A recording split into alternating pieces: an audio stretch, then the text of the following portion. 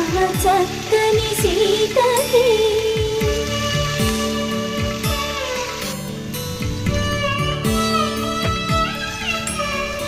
ఎర్ర జాబిలి చేయి రాముడేడని అడుగుతుంటే చూడలేదని పెదవి చెప్పే చెప్పలేమని కనులు చెప్పే నల్ల పూసైనా